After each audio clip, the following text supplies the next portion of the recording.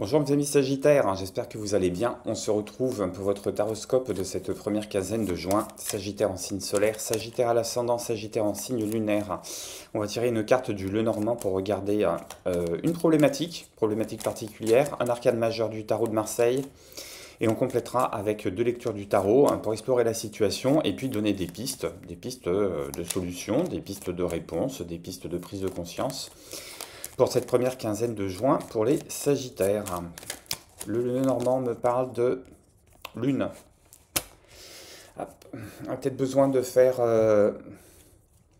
la lumière sur une place qu'on occupe, sur une place qu'on occupe qui est présente, qui est instable, qui a tendance à bouger, qu'on aimerait bien se voir fixer, mais qui est mobile d'elle-même, qui est mobile par les décisions de quelqu'un d'autre, qui est mobile par vos fluctuations d'humeur, qui est mobile par ce que vous cherchez finalement à cerner dans cette situation, cerner ce qui vous plaît, ce qui vous plaît pas, cerner ce qui est en votre pouvoir, ce qui n'est pas en votre pouvoir, cerner ce que vous pouvez maîtriser, ce que vous ne pouvez pas maîtriser. J'aime pas parler de contrôle, et peut-être aussi que vous êtes en train de regarder finalement évoluer une situation qui est mobile, que vous aimeriez ancrer et qui échappe à votre contrôle, puisqu'elle répond à son propre cycle, elle répond à ses propres fluctuations. Et on va voir si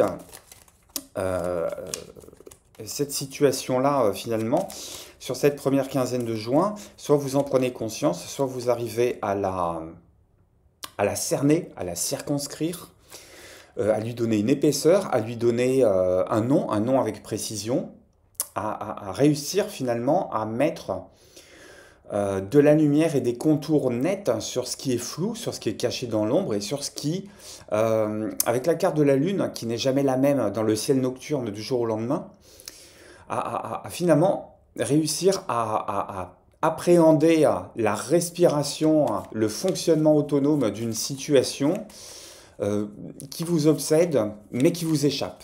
Alors on va voir avec un arcane majeur du tarot ce qu'il en est de cette situation. Ça peut recouvrir tous les domaines de votre existence, ça peut être professionnel, ça peut être sentimental, ça peut être financier, relationnel, amical. On va voir avec ces cartes-là si on a un peu plus de précision. Ben, regardez, j'ai la carte du pendu qui est sortie. J'ai la carte du pendu et j'ai l'arcane sans nom en dos de paquet. Avec la carte du pendu, oui, hein, sur cette première quinzaine de juin, on est en pleine réflexion, on est en pleine expectative, et c'est pas encore le moment de l'action. Le moment de l'action, il nous a été donné par cette carte-là. Au moment de l'action, il faudra trancher, il faudra prendre position. Est-ce que je garde, est-ce que je jette, est-ce que je continue avec, est-ce que je continue sans, est-ce que je coupe là où j'ai pas ma part de maîtrise, est-ce que je coupe la situation dans sa globalité puis je repasse à autre chose?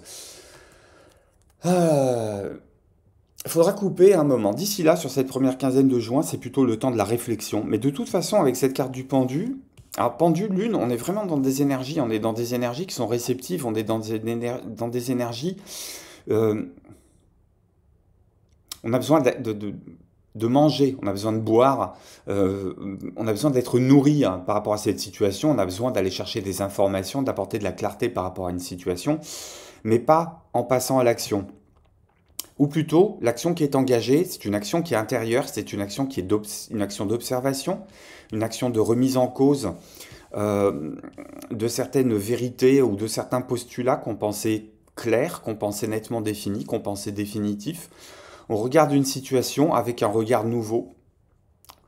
On prend cette quinzaine pour élaborer un nouveau regard, avec des interrogations qui peuvent être profondes.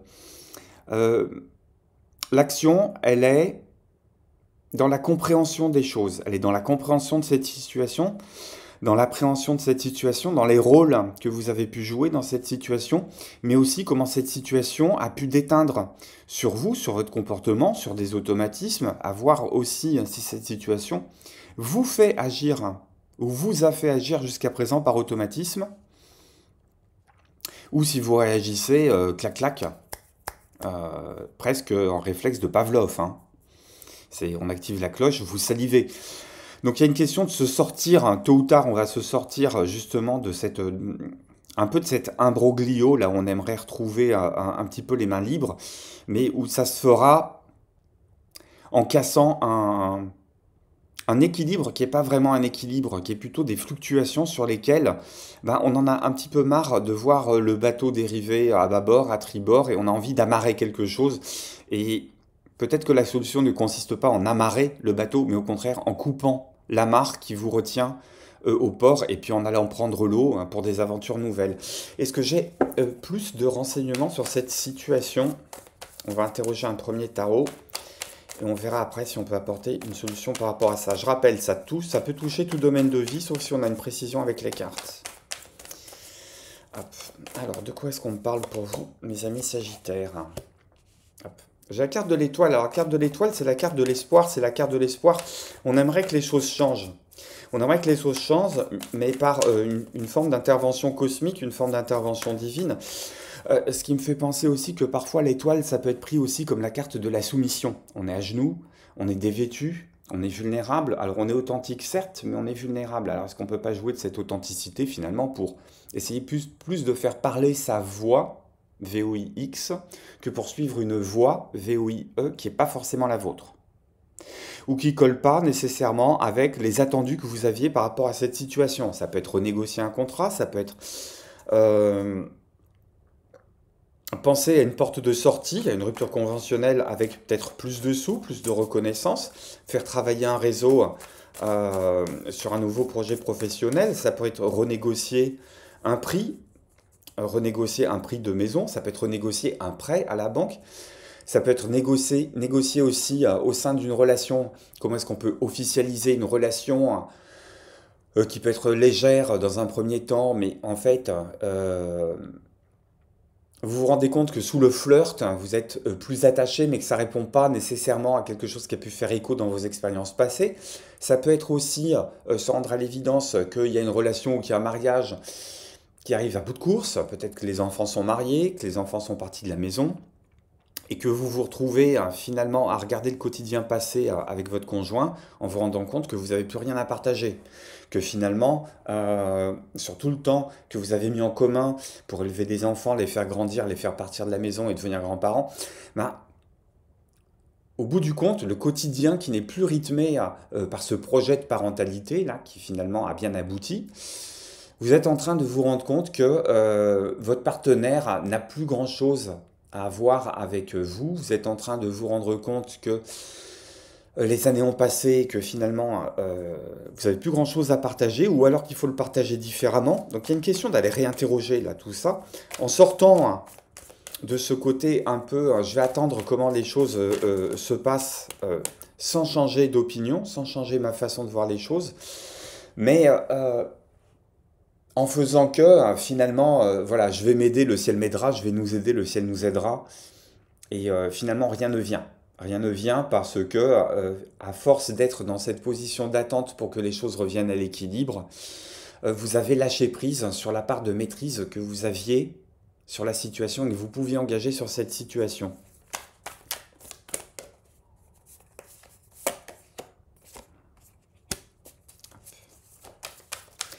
Alors cette quinzaine de juin, elle va être placée dans l'observation de cette situation, mais elle va être placée aussi sur les bons indices qui vont être donnés et qui vont être compris au bon moment, probablement de vous seul.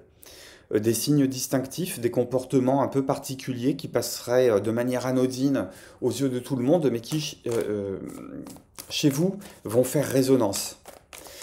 Ça peut être aussi une quinzaine d'observations, mais sur lesquelles l'observation, la réflexion, l'introspection, le travail intérieur n'empêchent pas le dialogue, n'empêchent pas les déplacements, n'empêche pas que vous soyez mobile, physiquement mobile dans la 3D, alors que vous êtes en pleine réflexion dans votre tête. Ça peut passer par une relecture. De toute façon, il y a ce travail de relecture sur le monde émotionnel aussi qui joue. Sur le monde émotionnel qui joue. Alors, j'en ai plein qui sont tombés. Alors j'ai le monde qui est à l'envers.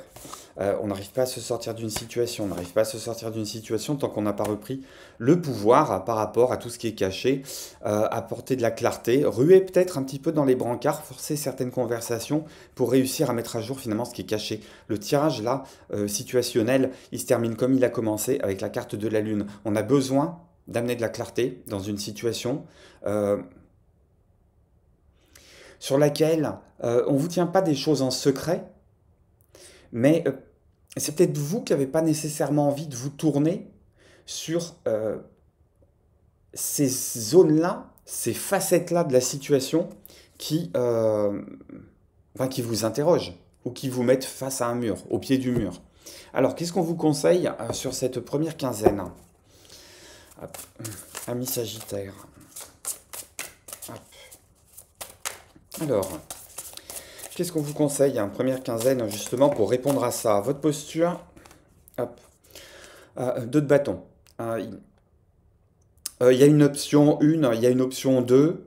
Euh, on va vous demander, hein, sur cette première quinzaine de juin, d'apporter des adjectifs, d'apporter de la description sur ces 2 options, de regarder les conséquences que pourrait engendrer le choix de l'option 1. Je reste dans ce travail, mais je vais réclamer un meilleur salaire, mais je vais réclamer de travailler plus avec ce collaborateur qu'avec ce collaborateur-là, avec qui c'est moins fluide. Je vais demander une meilleure reconnaissance. Option B, je vais me barrer de ce boulot. Quelle rupture conventionnelle? Comment on va faire passer ça dans le CV? Comment on va faire pour valoriser l'expérience? Qu'est-ce que je vais avoir comme parachute? Quelles vont être les perspectives d'évolution?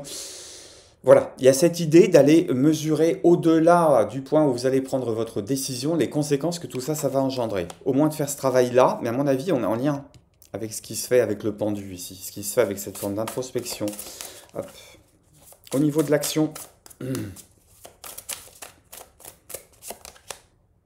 au niveau de l'action, cette de bâton, j'ai presque envie de dire, faites valoir vos droits. Faites valoir vos droits.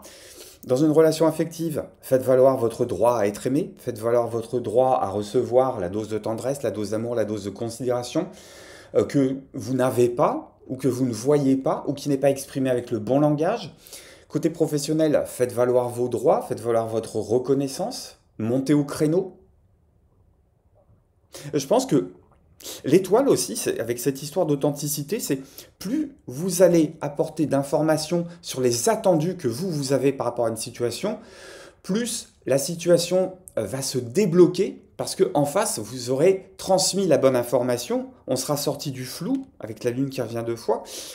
Quelque part, si vous êtes dans une situation qui est floutée, c'est peut-être qu'en face aussi, la personne ou les personnes n'ont pas compris les informations que vous avez transmises, ou n'ont pas les bonnes informations, ou n'ont pas la bonne action sur le levier parce que vous les avez pas informés suffisamment. Il y a une question avec aussi ce bit de bâton d'éclaircir les choses.